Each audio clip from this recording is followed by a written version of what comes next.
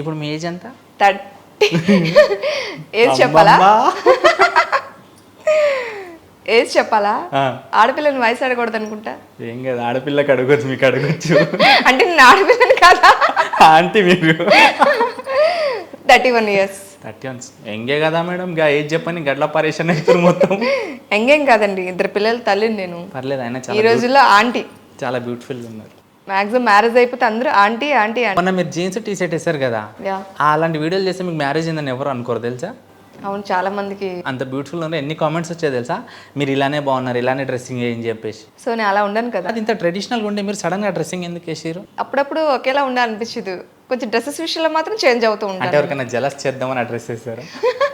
అలాని కాదు, ఎప్పుడు ఒకేలాగా వీడియో కొన్ని కామెంట్స్ చూసాను, మేడం ఎప్పుడు ఈ వీడియోస్ నాకు కొంచెం చేంజ్ అవ్వండి, కొంచెం వేరేగా చేయండి.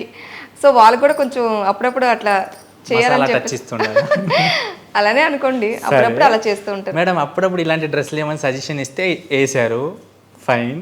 అంటే వాళ్ళు ఇచ్చారని చెప్పేసి నేను వేయలేదు, వాళ్ళేమో చేంజ్ అవ్వాలని చెప్పారు తప్ప ఆర్డర్స్ వేసుకోమని చెప్పలేదు.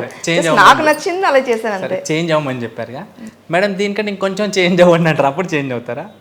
సమస్య లేదు. చేంజ్ అనేది నేను నా డ్రెస్సింగ్ నా మైండ్ సెట్ బట్టి నేను వేసుకున్నాను తప్ప వాళ్ళు చెప్పారని చేంజ్ అంటే వీడియోస్లో అంటే పాతగా కింద ఉన్న నా వీడియోస్ మాత్రము, అంటే ముందు చేసిన వీడియోస్ అయితే ఎక్కువ డాన్సెస్ డైలాగ్స్ మాత్రమే ఉండేవి. ఇప్పుడు ఎక్కువ సాడ్ వీడియోస్ మోటివేషన్స్ వీడియోస్ మాత్రమే చేస్తున్నాను. అందుకని ఫస్ట్ నుంచి నన్ను చూసిన వాళ్ళేమో కొంచెం డాన్సెస్ వీడియోస్ కానీ డైలాగ్స్ వీడియోస్ చేయండి మేడం అనే విధంగా చెప్తున్నారు తప్ప డ్రెస్సెస్ ఇలా వేసుకోమని మాత్రం చెప్పట్లేదు. ఓకే, మీది చాలా చిన్న ఏజ్లో మ్యారేజ్ అయింది కదా? 16 yearsలో. 15 years. అప్పుడు 10th క్లాస్? 10th. నేను 10th అయిపోయింది అప్పటికి? 10th రిలీవ్ అయ్యాను జస్ట్. ఓకే, సో అప్పుడు మ్యారేజ్ అంటే ఏంటో తెలుసా మీకు? తెలియదు అసలు. తెలీదా? అసలు మ్యారేజ్ ఎందుకు చేశారు అంత చిన్న ఏజ్లో మీకు? ఇంట్లో ఉన్న పరిస్థితులు బట్టి చేసేసారు. అంటే డాడీ ఎక్కువగా డ్రింక్ చేసి అమౌంట్ కొంచెం పాడు చేసేస్తున్నారు, ఎక్కువ ఖర్చు పెట్టేస్తున్నారు. నా తర్వాత మా చెల్లి ఉందన్నమాట, తనకి మ్యారేజ్ చేయాలి, ఎందుకు ప్రాపర్టీస్ అవి ఇచ్చేసేస్తున్నారు చెప్పేసి నాకు ముందుగా చేస్తారు. అంటే ఇంట్లో నాన్న తాగితే ఎలా ఉంటుందో ఆ విషయం నాకు తెలుసు, నేను ఫేస్ చేశాను కాబట్టి. సో మీరు ఎలాంటి ప్రాబ్లమ్ ఫేస్ చేశారు మీ నాన్న వల్ల ఫ్యామిలీలో చిన్నగా ఉన్నప్పుడు? అంటే అప్పుడు మన మైండ్ చాలా అంటే చిన్నగా ఉంటుంది, చిన్నవి కూడా యాక్సెప్ట్ చేయలేదు, అది ఒక భయానికి లోందన అయిపోతాం మనం. సో ఎలాంటి ప్రాబ్లమ్ ఫేస్ చేసేవారు మీరు ఇంట్లో ఉన్నప్పుడు? ఇంట్లో నాకు కూడా చాలా భయం, అసలు డాడీ అంటే చాలా భయం. ఫస్ట్ ఆఫ్ ఆల్ అసలు డాడీతో మాట్లాడడం కూడా చాలా భయం అనమాట. డాడీ డ్రింక్ చేసి అసలు మాట్లాడేవాళ్ళు కాదు, ఎక్కువగా మమ్మీతో గొడవ పెట్టుకునేవాడు. జస్ట్ మేము చిన్నపిల్లలు కాబట్టి సైలెంట్గా ఉండేవాళ్ళు అనమాట, అంతే. సో మీ కళ్ళ ముందు ఎప్పుడన్నా మమ్మీకి డాడీ కొట్టారా?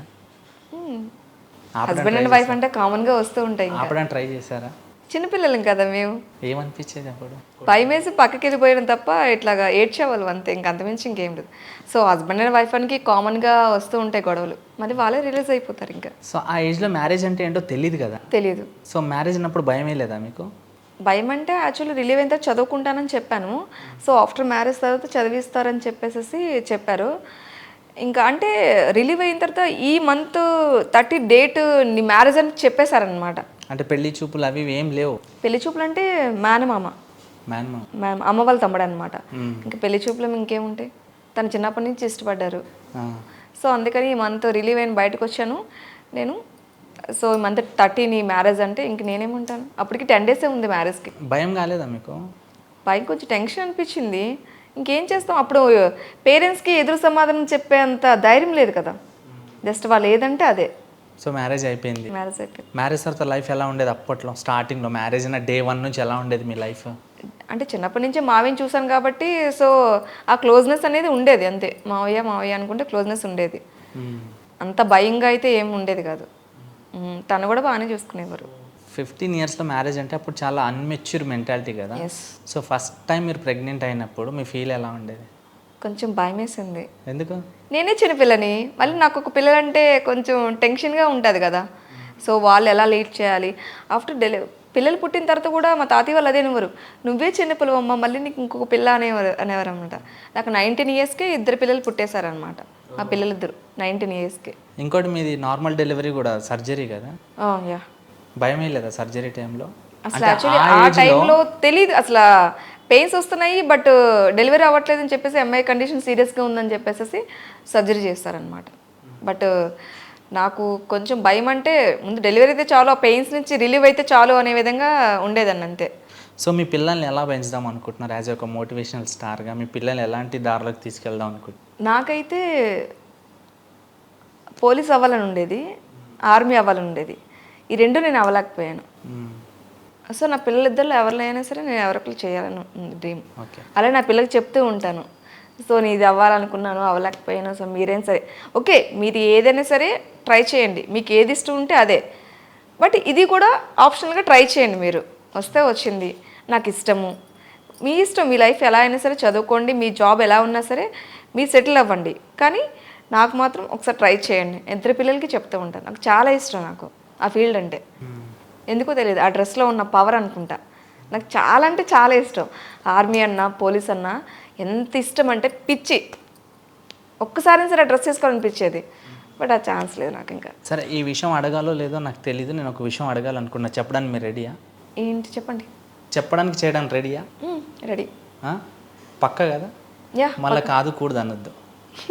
అది అడిగే మీరు క్వశ్చన్ బట్టి ఉంటుంది. నేను 100% అది ఎవరైనా చేయగలరు. అది నేను ఈ క్వశ్చన్ మీకు అడుగుతున్నా, మీరు అడిగే క్వశ్చన్ బట్టి ఉంటుంది నా ఆన్సర్ కూడా. ఆన్సర్ కదా, చేయాలి. నేను ఒకటి చెప్తా, ఏంటి చేస్తారా? అది ఏంటో చెప్తేనే చేస్తా కదా. అంటే చెప్తా. అదేంటో చెప్తేనే కదా చేస్తాము. కమిట్మెంట్ ఇచ్చేసిన తర్వాత చెయ్యాలి అంటే అది నాకు కొంచెం ఇదిగా ఉంటుంది కదా. సో మీరు మంచి డాన్సర్ కదా, మా కోసం డాన్స్. నాకు డాన్స్ రాదండి రియల్లీ, కానీ నాకు డాన్స్ అంటే చాలా ఇష్టం. చిన్నప్పటి నుంచి డాన్స్ అంటే ఇష్టం, బట్ డాడీ భయం అన్నమాట నాకు. సో డాడీ అంటే చాలా భయం, నేను చెప్పలేకపోయేదాన్ని. నాకు డాన్స్ అంటే చాలా ఇష్టం. మంచి డాన్సర్తో చేయాలని కోరిక అనమాట నాకు, బట్ చేయలేను. నార్మల్గా వైజాగ్ ఏపీ సైడ్ వాళ్ళకి సినిమా వైపు వెళ్ళాలని చాలా ఇంట్రెస్ట్ ఉంటుంది కదా, సో మీకు అలా ఏమైనా ఉండేదా? నాకుంది. చిన్నప్పుడు కాదు కానీ వన్స్ నేను ఈ ఇన్స్టాగ్రామ్ అన్నీ చేసిన తర్వాత ఆన్ స్క్రీన్ నేను చూసుకోవాలనిపిస్తుంది అనమాట. ఈ వీడియోస్ ఎప్పుడైతే నాకు ఇది అవుతుందో ఒకసారి సీరియల్లోకి వెళ్ళాలి, మూవీస్లో కూడా కదా, సీరియల్స్లోకి వెళ్ళాలి మాత్రం. ఆల్రెడీ ఒక వెబ్ సిరీస్ చేశారు కదా మీరు? చేశాను. దాంట్లో కూడా కష్టము ఉన్న క్యారెక్టర్ ఎంచుకున్నారు మీరు. హస్బెండ్ చితకబాస్తాడు కదా తాగేసి. అవునవును, అందులో కూడా అట్లాంటి క్యారెక్టర్. సో అట్లా క్యారెక్టర్ కంటే అది చేయడం కంటే ఒక మెసేజ్, మంచి మెసేజ్ అనమాట. రమణ గారు ఒక మంచి మెసేజ్ ఇస్తాము సమాజానికి. అట్లీస్ట్ ఆ క్యారెక్టర్ నేను చేసినా సరే నా వల్ల ఒక 2 ఫ్యామిలీస్ అయినా సరే రియలైజ్ అయ్యి ఇదవుతాయి, బాగుపడతాయి అని చెప్పేసి. ఆ వెబ్ సిరీస్లో మీ హస్బెండ్ తాగి మిమ్మల్ని కిందేసి ఇష్టం వచ్చినట్టు కొడుతున్నాడు కదా, యా. సో అప్పుడు ఏం అనిపించలేదా మీకు? ఏం అనిపించలేదు. సో అది మీ రియల్ లైఫ్లో జరిగింది ఎప్పుడన్నా? లేదు లేదు అసలు లేదు. కొంచెం జరుగుతుంది అనుకుంటున్నారా? ఎందుకు జరగదు, మాకు అండర్స్టాండింగ్ ఉంది. మ్యామ్, మీ లైఫ్లో ఎప్పుడన్నా మీరు ఏడ్చారు ఏదైనా విషయంలో? మీకు మీరు ఎవరికి చెప్పుకోకుండా దుప్పటి కప్పుకొని అట్లాంటివి ఏమి లేవు. లోన్లీగా ఎప్పుడు ఏడవలేదు? అసలు ఏం లేవు. మీ వీడియోలో ఎక్కడ చూసినా కన్నీళ్ళు ఏడుపు తూడిపోయి ఉంటాయి కదా, రియల్ లైఫ్లో ఏడవలేదు అంటారా మీరు? ఏడవలేదు అంటే జస్ట్ పిల్లలు ఇలా డెలివరీ అయినప్పుడు మాత్రమే ఏడ్చాను, ఇంకా అంతమించి చేయలేదు. ఎందుకంటే మా హస్బెండ్ బాగానే చూసుకుంటారు. అట్లాంటి సిచ్యువేషన్స్ అయితే నాకు ఎప్పటికీ తను తీసుకురాలేదు. బాగానే చూసుకుంటారు పిల్లలు కానీ నన్ను కానీ. మేడం, ఏదైనా మంచి బ్రేకప్ డైలాగ్ చెప్పండి మేడం. మనుషుల మీద ఉన్న కోపంతో నీ మనసు ఎప్పుడు నువ్వు పాడు చేసుకోకు. మనుషులు ఎప్పుడు నీతో ఉండరు కదా, నీ మనసు మాత్రం ఎప్పుడు నీతోనే ఉంటుంది.